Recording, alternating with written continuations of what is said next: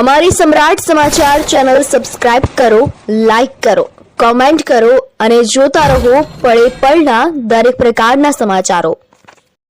સાવરકુંડલા બન્યું અયોધ્યાધામ। 5000 ભાવિકોના ગગનભેદી હનુમાન ચાલીસાના ગાન સાથે નીકળી સૌરાષ્ટ્રની સૌથી વિરાટ શોભાયાત્રા।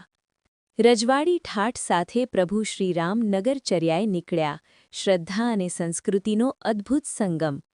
સાવરકુંડલા ચૈત્ર સુદ નોમ એટલે કે મર્યાદા પુરુષોત્તમ ભગવાન શ્રી રામનો પ્રાગટ્ય મહોત્સવ। આ પાવન અવસરે સાવરકુંડલા નગરી સાક્ષાત અયોધ્યાધામમાં પરિવર્તિત થઈ હોય તેવો ભક્તિમય માહોલ જોવા મળ્યો હતો।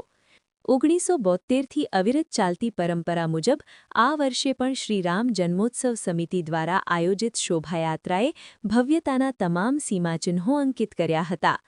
શોભાયાત્રાનું મુખ્ય આકર્ષણ પ્રભુ શ્રીરામનો રજવાડી રથ અને કલાત્મક રીતે શણગારેલા ટ્રેક્ટરોની ઝાંખીઓ રહી હતી।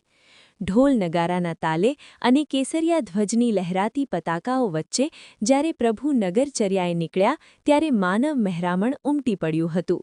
ગગનભેદી શંખનાદ અને જય શ્રીરામના ગુંજારવથી વાતાવરણ આધ્યાત્મિક ઊર્જાથી ભરાઈ ગયું હતું।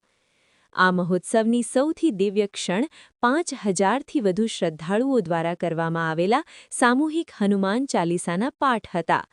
એક સાથે ગુંજી ઉઠેલા મંત્રોચ્ચારે ઉપસ્થિત સૌ કોઈને મંત્રમુગ્ધ કરી દીધા હતા। આ સમૂહ ગાન સાવરકુંડલાની એકતા અને અતૂટ શ્રદ્ધાનું પ્રતીક બન્યું હતું। આ શોભાયાત્રા ચુસ્ત પોલીસ બંદોબસ્ત અને સ્વયંસેવકોના શિસ્તબદ્ધ સંચાલન હેઠળ આ વિરાટ શોભાયાત્રા અત્યંત શાંતિપૂર્ણ અને ઉત્સાહજનક માહોલમાં સંપન્ન થઈ હતી।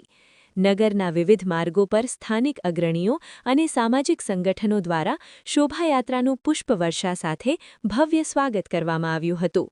શ્રીરામ જન્મોત્સવ સમિતિએ આ ધર્મોત્સવને સફળ બનાવવા બદલ તમામ નગરજનો અને વહીવટી તંત્રનો